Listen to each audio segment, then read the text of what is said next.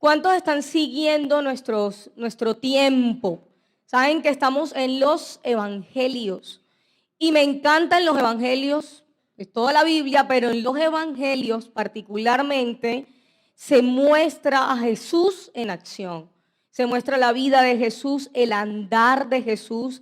De hecho, en algunas Biblias las palabras de Jesús las pone en rojo. Así que en estos evangelios y especialmente en el libro de Juan, casi toda la Biblia, casi todo ese capítulo, perdón, ese libro está en rojo porque son las palabras de Jesús.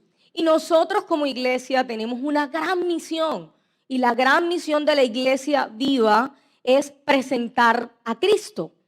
Así que lo que nosotros creamos de quién es Jesús y lo que nosotros vivamos de la persona de Jesús es lo que se conocerá acerca de qué es la iglesia. Se dirá de la iglesia en el mismo sentido en lo que nosotros estemos expresando de la persona de Jesús.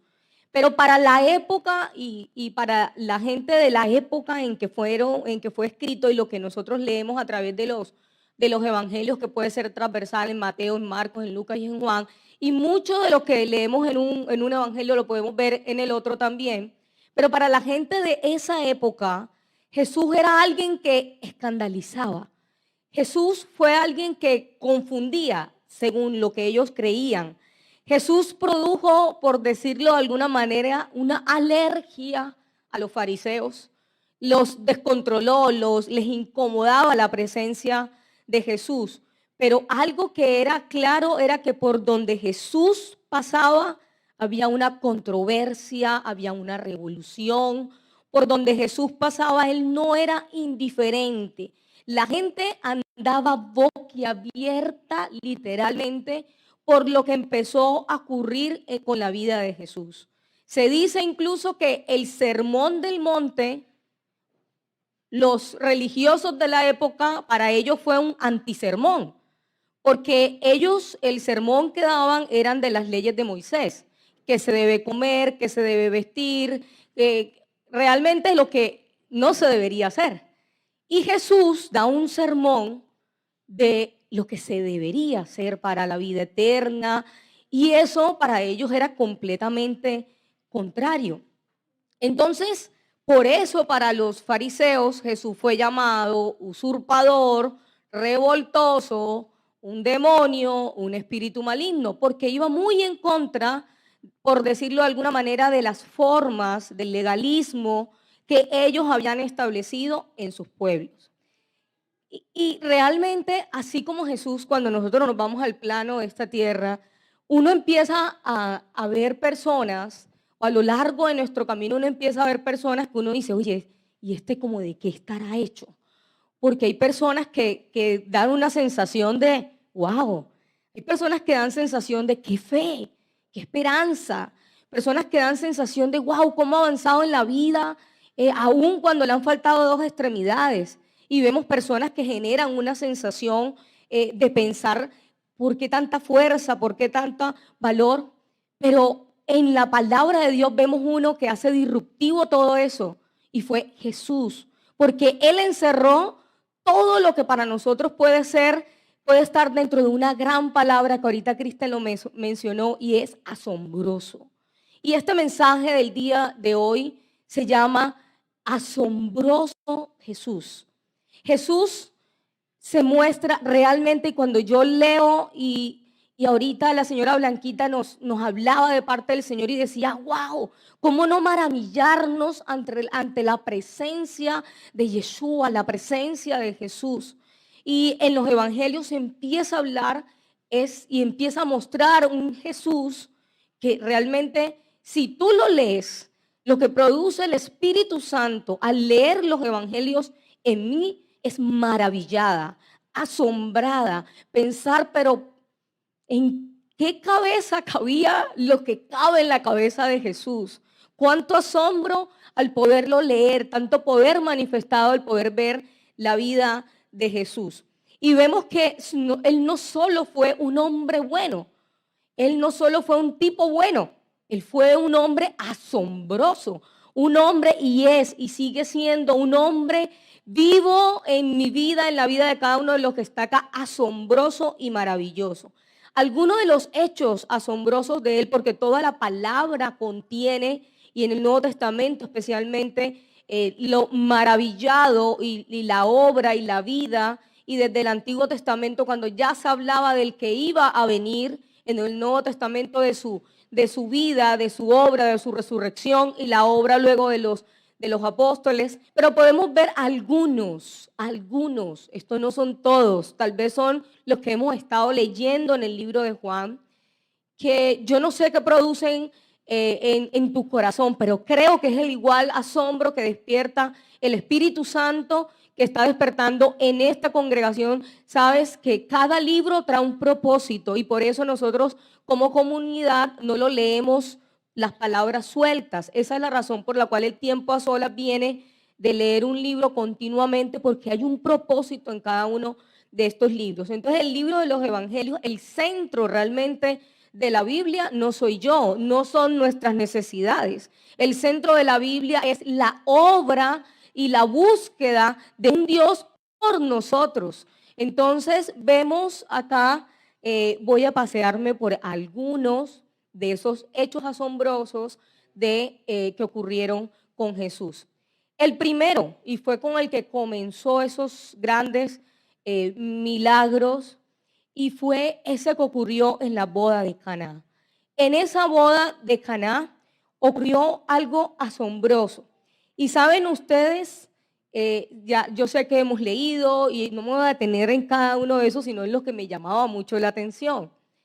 Jesús cambió, se acabó el vino en esa boda y él le dice, y su madre le dice, Jesús acabó el vino. Él le dijo, y yo qué tengo que ver con eso, pero finalmente hizo y ocurrió lo que todos conocemos como esa transformación del agua en el vino. Se dice que fueron 6 tinajas.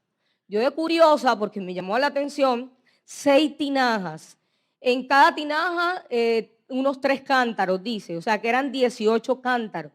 Y un cántaro son promedio 16 litros. Es decir, que estamos hablando, para redondear, de 300 litros.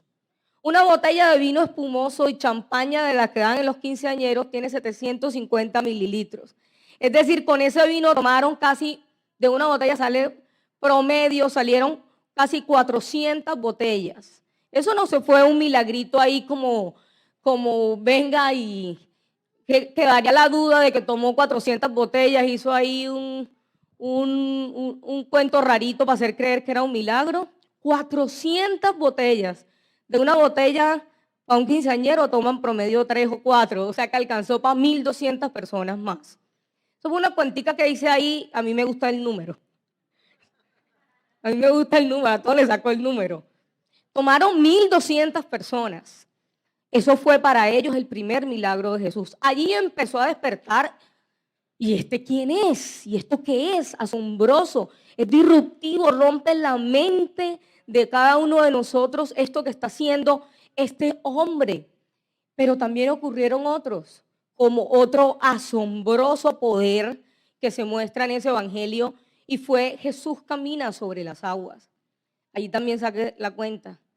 Dice que eran 25 o 30 estadios. Eso más o menos son 4 o 5 kilómetros. Y dice que estaban los discípulos en la barca cuando lo vieron venir. Yo creo que para que lo vieran venir necesitaba estar más o menos a una distancia de ¿cuánto creen ustedes? Mínimo 1 kilómetro para poderlo ver de lejos. Y ya ellos habían remado 5 kilómetros, o sea, Jesús ya había caminado más o menos 4 kilómetros sobre las aguas. Eso es asombroso para mí, un asombroso poder que se manifestaba. Y seguimos leyendo y podemos seguir viendo ese poder que Jesús desplegaba, y también vemos cómo quebrantó un asombroso algo asombroso cuando también ocurrió en Juan 5 del 7 al 10. Yo tengo los versículos aquí, Jonathan, por favor. Juan 5 del 7 al 10, donde nos encontramos con este paralítico de Betesda. El paralítico de Betesda, el Señor le dijo, pero ve a este estanque. Y él le dijo, Señor, enfermo, no tengo quien me meta en ese estanque. Cuando se agita el agua y entre tanto que yo voy, otros descienden antes que yo. Jesús le dijo, levántate, toma tu lecho y anda. Y al instante aquel hombre fue sanado y tomó su lecho y anduvo. Y lo curioso aquí era que era el día de reposo. ¿Se imaginan entonces qué pensaron los fariseos en ese momento? Y esto porque está sanando. Entonces los judíos dijeron a aquel que había sido sanado, es día de reposo, no te es lícito llevar tu lecho. Pero ¿saben qué se mostraba ahí? Un Jesús que quebrantó el legalismo. Él quebrantó el legalismo y podemos ver en él un asombroso libertador.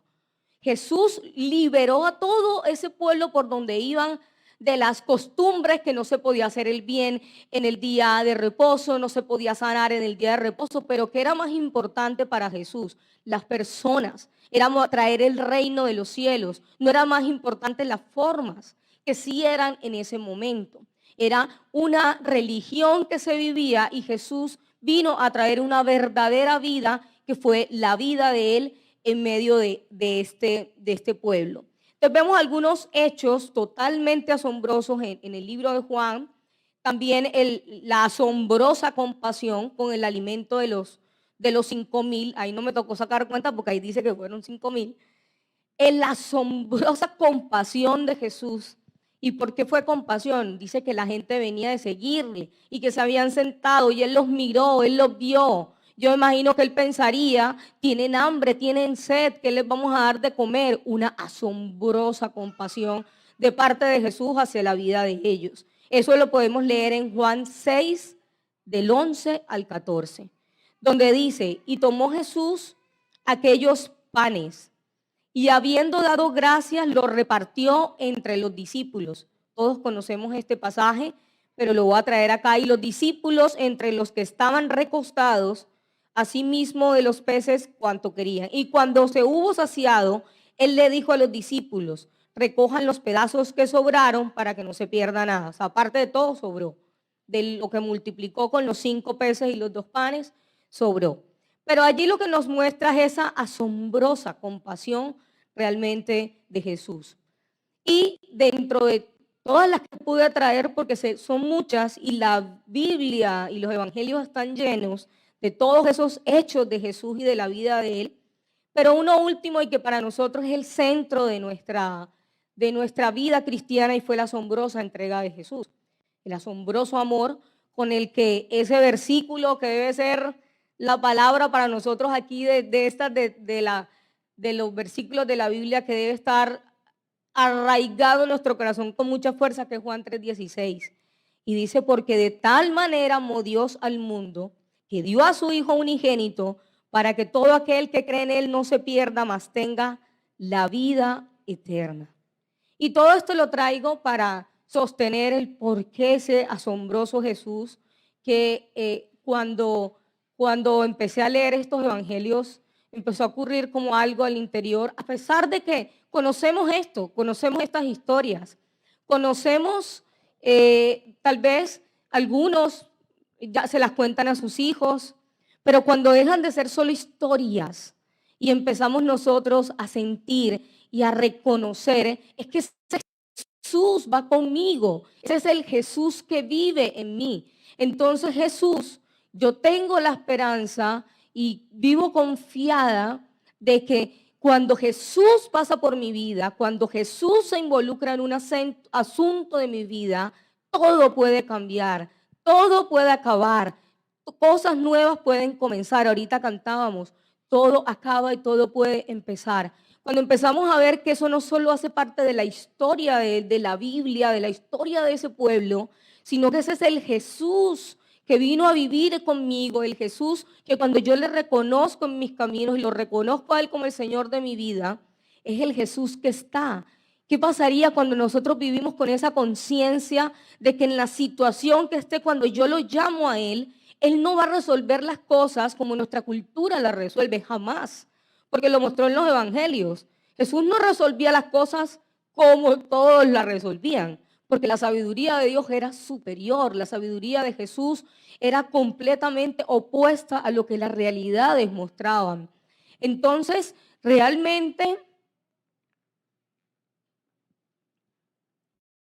si este Jesús que nos muestra la escritura, que es verdad, porque esta palabra hemos creído y hemos dicho que es verdad, no es una fábula, porque si nosotros prendemos hoy Nat Geo nos dicen que esto es exagerado, que esos eran hipérboles, que esos eran figuras literarias para Jesús llamar la atención.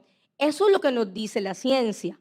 Pero nosotros a través de la fe, lo primero donde debemos estar parados es que hemos creído que esto es verdad. Esto ocurrió. Y no solo ocurrió, sino que sigue ocurriendo. Y que aquí está ocurriendo. Que Jesús tiene hoy la potestad, porque fue desde antes para siempre y por los siglos de los siglos, de seguir mostrando su asombroso poder, su asombrosa misericordia, su asombroso poder libertador en la vida de cada uno de nosotros. Entonces, cuando nosotros íbamos a hacer un chequeo, si nosotros salimos, ¿cómo se llaman estos grandes encuestadores? Gallup, lo que hacen las encuestas de Inbamer. Imagínense que Inbamer sale a hacer una encuesta y pregunta, allá se va allá y pregunta, 3 rasgos de la iglesia. Y yo le darán, vamos a poner que piden 6 rasgos, darán 3 buenos y dentro de esos 6 van a dar 3, porque es lo que tú y yo escuchamos todo el tiempo acerca de la iglesia. Y nos van a decir, la iglesia es religiosa. La iglesia juzga a la gente y nos dicen la iglesia es legalista. Nos dicen esas 3 cosas que son completamente contrarias a lo que Jesús es. Acabamos de ver que Jesús fue en contra de la religión, Jesús no juzgó a las personas y que Jesús fue legalista. Entonces, cuando entendemos que la iglesia es el cuerpo vivo y que la iglesia es el pregonero y el que expresa quién es Jesús, pero vemos afuera que de la iglesia piensan otra cosa, que de la iglesia se dice que es legalista, que juzga y que es religiosa, yo me cuestiono como cristiana. Y yo digo, entonces yo estoy reflejando el verdadero Jesús. Yo estoy llevando en mi vida y en mi andar.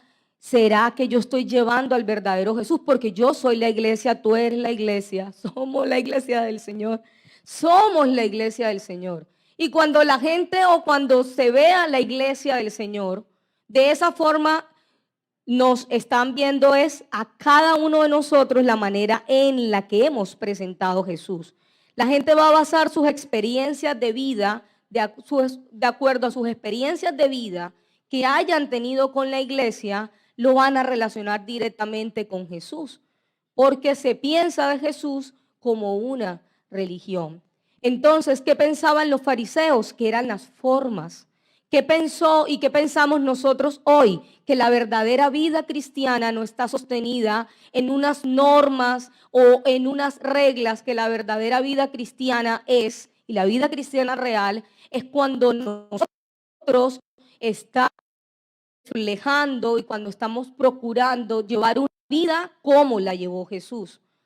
Pero saben, hay un sistema de creencias que en parte nosotros también lo hemos llevado a algunas áreas de nuestra vida, y es que los excesos son malos. Y sí, algunos excesos son malos. Pero el exceso de Jesús muchas veces lo llamamos fanatismo.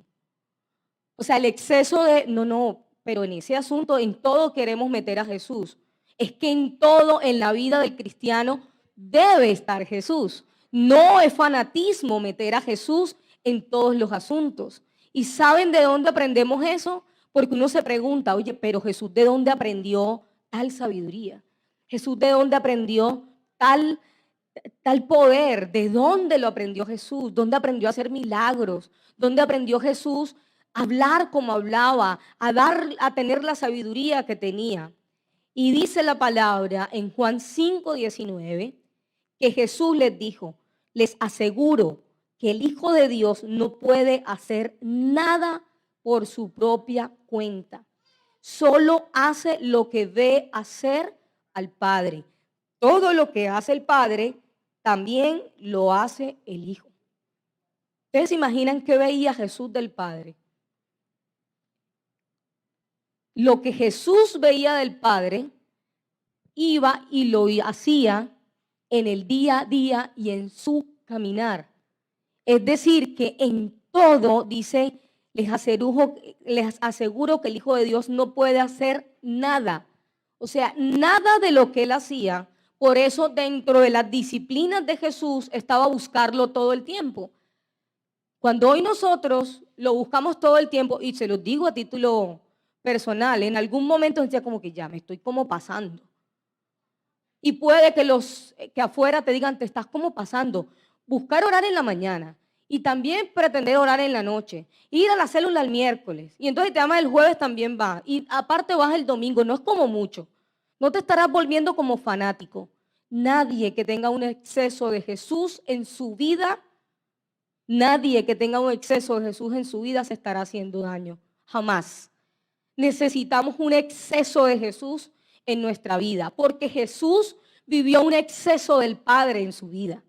Por eso Jesús pudo vivir una vida asombrosa, una vida que impacta, una vida cuando Jesús entra a la vida de una persona, nunca más esa vida va a ser igual, porque Jesús es un huracán que lo transforma todo. ¿Y cuántos hoy aquí pueden decir, transformó mi vida? Pasó por mi vida ese huracán, está pasando. O algunos pueden decir, yo lo necesito. Yo necesito a alguien que voltee mi vida por completo. Y esa respuesta es Jesús. Puede haber muchas personas y tenemos muchos testimonios. Y qué bien que las redes sociales cada día vayan siendo ganadas por personas que han tenido una experiencia de vida conmovedora, que han salido adelante. Qué bien que se llene de eso. Pero nada superará la capacidad transformadora de vida que tiene Jesús en la vida de cada uno de nosotros. Y eso fue lo que Jesús empezó a hacer. ¿Qué me habla a mí de esto? El Padre fue el modelo de Jesús. Esa manera de pensar de Jesús había sido establecida por lo que Jesús veía, que era el Padre. Es decir, que lo que nosotros vemos, nos detenemos a contemplar, forma nuestra manera de pensar. En lo que nosotros constantemente estamos involucrados, viendo, escuchando, sin saberlo, está estableciendo una estructura de pensamiento en nosotros. Lo que Jesús vio y escuchó del Padre formó en él una estructura abundante. O sea, Jesús era de esos que se multiplican 5,000 y sobre. Una cultura, un pensamiento de abundancia. Jesús tenía un pensamiento de compasión y era completamente diferente a lo que les decía, la estructura de pensamiento de ese tiempo. Esa no era la estructura de pensamiento de ese momento. Hoy nosotros estamos haciendo una contracultura y el pueblo de Jesús hizo una contracultura. ¿Dónde están los contracorrientes? Esos son los contracorrientes. Los contracorrientes están haciendo una contracultura. Y Jesús hizo una contracultura. Pero no era haciéndola con fuerza. Como hoy la iglesia no hace una contracultura con fuerza. Porque la fuerza de la iglesia no la da el legalismo. La fuerza de la iglesia no la da la religiosidad. La fuerza de Jesús estuvo en que esa estructura de pensamiento conducía a su ser. Y su conducta y su hacer, el hacer de Cristo era poderoso, porque venía de ese pensamiento del Padre. Nosotros hoy, como iglesia, con una misión grande de dar a conocer a Jesús al mundo, necesitamos repensar a quién estamos viendo.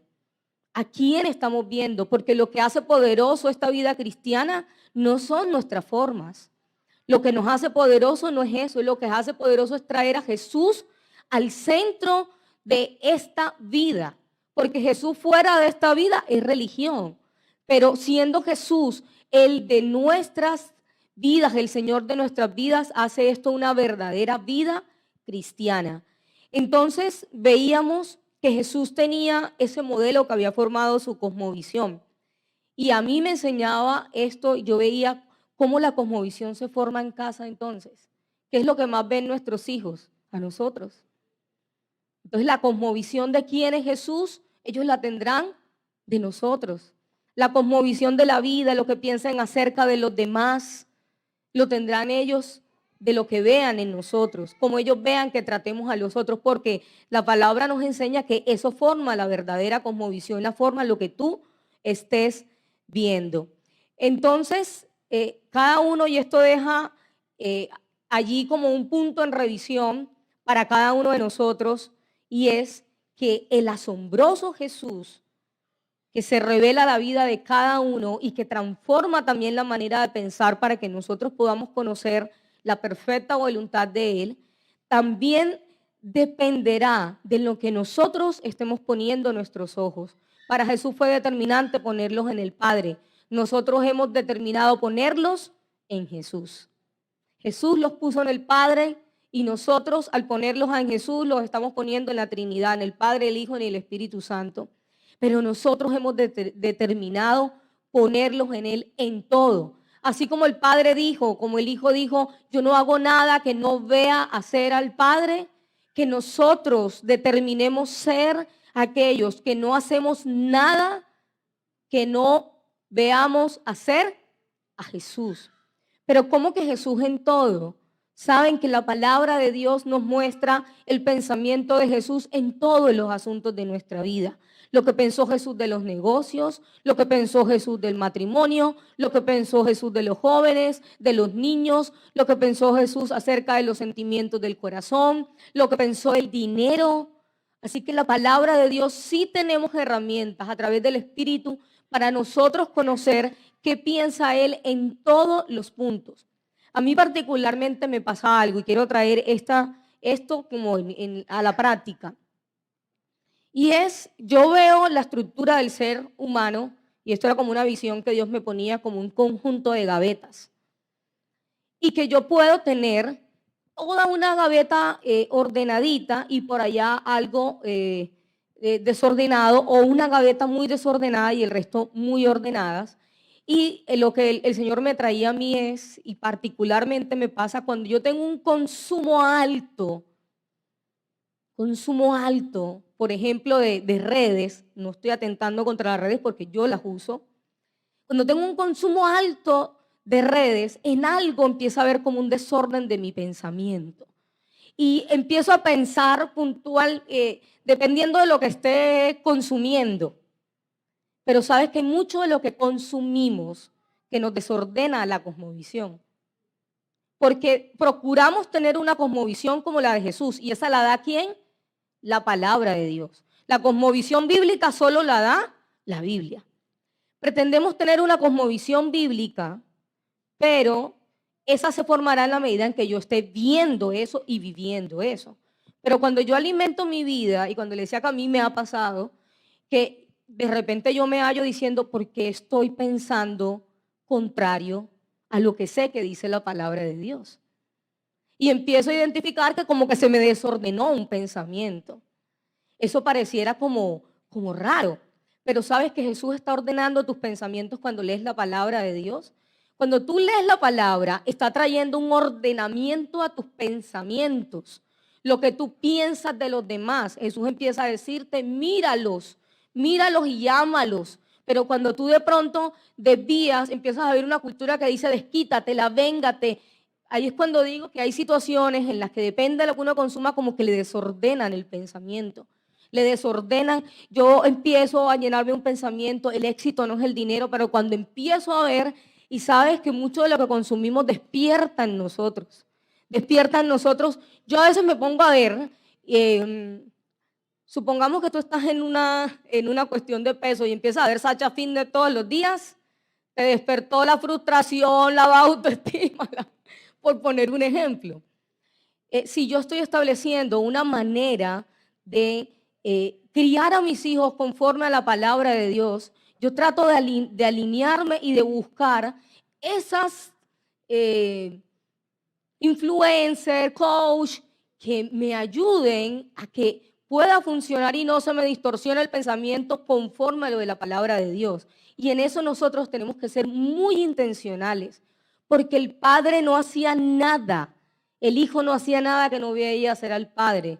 Y nosotros, la verdadera vida cristiana está en cuando nosotros decidimos hacer todo aquello que Jesús nos pide. ¿Dónde tenemos lo que Jesús nos pide? En la palabra de Dios. ¿Cómo Él nos los pide? Usa el Espíritu Santo, no nos ha dejado solos. Pero necesitamos decidirnos por vivir una vida a esa manera, en que el verdadero trastornador de nuestras vidas sea Jesús.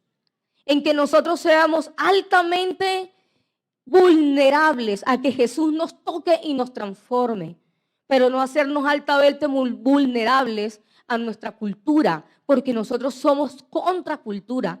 Nosotros no somos una comunidad de rebeldes, no estoy diciendo eso ni que seamos de la izquierda religiosa, no. Pero pareciera que de Jesús pareciera que se decía eso, porque era contrario a lo que la cultura mostraba. Muchas veces te vas a sentir que eres el contrario por negarte una dádiva en un negocio. Pareciera que son más los que lo hacen que los que deciden no hacerlo. Pero tú estás haciendo algo que viste hacer a Jesús. Y cuando tú haces lo que ves hacer a Jesús, estás invitando a Jesús a eso, y ese negocio será extraordinariamente asombroso para tu vida. Porque cuando Jesús llega, hace cosas extraordinarias. Entonces, quiero invitarlos a que nos imaginemos, que se coloquen sobre sus pies, y que con la ayuda del Espíritu Santo, nosotros podamos hoy, si es necesario, pedirle perdón a Jesús y pedir que el Espíritu Santo nos hable, porque de pronto en algún momento hemos visto a Jesús como un buen hombre, a Jesús como el maestro de una religión. Sí, Jesús fue maestro, fue el maestro de los cristianos. Pero Jesús no es solo el maestro de una religión, no es el profesor de clase cristiana para quienes han decidido ser cristianos. No es una materia más en la vida cristiana. Imagínense que ustedes decidimos ser cristianos. Y tenemos unas formas donde tenemos un profesor del que tomamos algunas ideas. Eso es una religión. Nosotros vivimos una vida cristiana donde Jesús es el único, donde Jesús es el todo, donde no hay una forma fuera de la de Jesús, donde le hemos reconocido y hoy, Señor, te damos gracias y nos imaginamos este asombroso Jesús caminando contigo. Cada uno hoy tiene su propio capítulo con Jesús. En su momento lo tuvo el de Betesda, el paralítico de Betesda. En su momento ese capítulo le correspondió al cojo, le correspondió a Lázaro, le correspondió a los de los panes. Ese capítulo le correspondió a la samaritana. Pero hoy Jesús quiere decirte, tengo un capítulo contigo. Y también me mostraré. Y también haré cosas poderosas. Invítame a caminar en todos tus caminos. Y yo quiero hoy, a quienes si te encuentras hoy por primera vez frente a este mensaje de la cruz, y si tú hoy quieres hacer una invitación especial a Jesús para que camine contigo, para que transite contigo, para reconocerle a Él como tu Señor, allí donde estás, tú y Él, yo te invito a que puedas decírselo con tus palabras, a que puedas confesarlo con tu corazón y que puedas decirle, necesito de ti, Jesús. Yo voy a hacerla y si quieres lo haces conmigo. Necesito de ti, Jesús. Necesito caminar contigo. Necesito tu vida.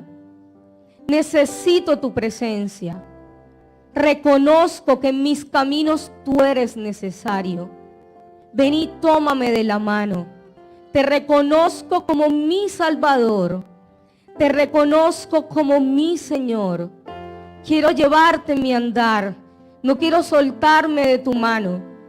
Quiero conocer tu asombroso amor, tu asombrosa entrega. Hazme un hijo tuyo. Quiero que seas mi Padre al que vea en todo. Gracias te damos, Señor. Necesitamos tu revelación. Y esto va para todos, para la iglesia. Y era el sentir de lo que Dios ponía en mi corazón al hacer este mensaje. Necesitamos, y vamos a decirlo como iglesia, necesitamos tu revelación, Cristo. Necesitamos la persona de Jesús en nuestro caminar. Que nuestra alma y espíritu se maravillen de conocerte cada día. Perdóname si te he robado honra, si te he ignorado en algunos asuntos de mi vida.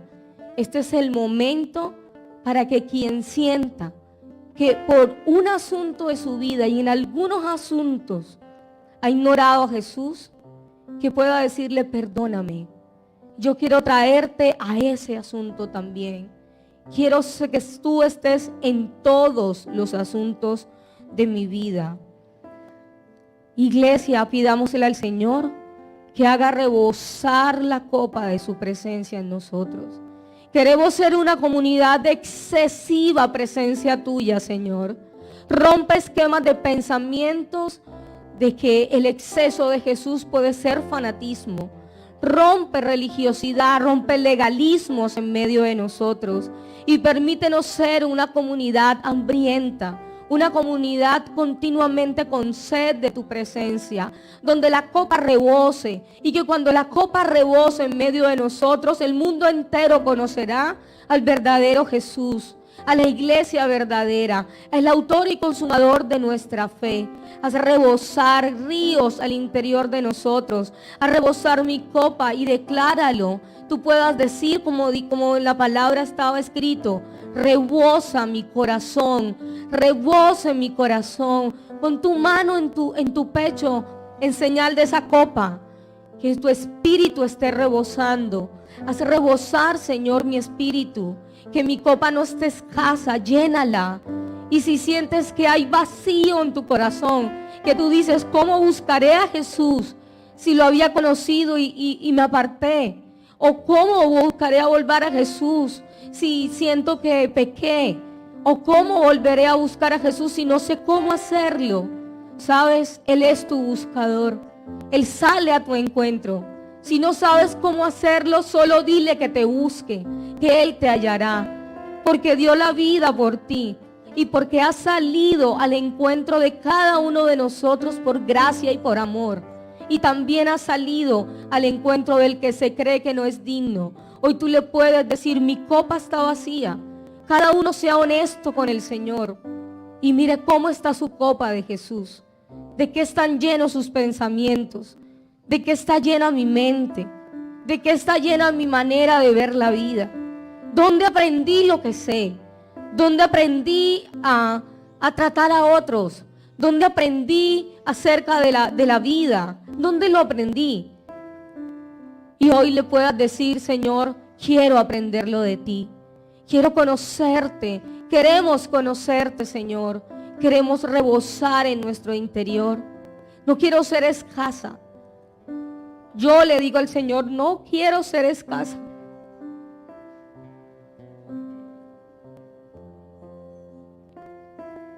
Y hoy el Señor nos dice: tengo una medida desbordante. No quiero una comunidad escasa. Quiero una comunidad rebosando. No quiero solo un poco, lo quiero todo. No quiero solo un rato, quiero más. No quiero solo cánticos, quiero corazón rendido. No quiero holocaustos, no quiero ofrendas, quiero sus corazones. Que la copa rebose, Señor, en nosotros. Que seamos por los que van por más y más y más de ti, Señor. Que seamos de los que la revelación y que crezcamos en sabiduría y no solo en años de cristianismo, sino en sabiduría tuya en nosotros. Si alguno siente que ha crecido en años, pero no en sabiduría, dile: Señor, haz rebosar mi copa. No solo queremos crecer en número, queremos crecer, Señor, en salud. Una iglesia saludable tú has hablado. Y no podemos ser saludables separados de ti. Queremos ser relevantes en esta ciudad. Queremos que quienes interactúen con nosotros puedan decir: Jesús es misericordioso. Que quienes interactúen con nosotros puedan decir: ciertamente Jesús es amor.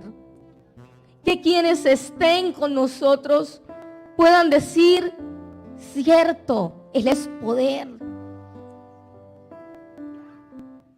Y que nosotros, como tus hijos, podamos presentarte al mundo y reconocer, al que el mundo te reconozca como lo que verdaderamente tú eres, y no como que las formas dicen de Jesús. Úsanos como comunidad cristiana de fe, como una iglesia en esta ciudad que muestra la realidad de Jesús. Que nuestros hogares muestren la realidad de Jesús. Que en mi edificio se conozca la realidad de Jesús. Que en mi familia, no importa si eres el único en tu casa, será suficiente lo que tú muestres de Jesús, porque lo demás lo hará Él. Porque de Él es el poder. Nosotros somos sus espejos. Porque de Él es la vida. Nosotros solo seremos sus instrumentos. Haz de esta comunidad, Señor, una comunidad, un vaso que tú llenes para usos honrosos. No queremos ser un jarrón para decorar una sala. Queremos ser una comunidad que tú uses para expresión de tu amor.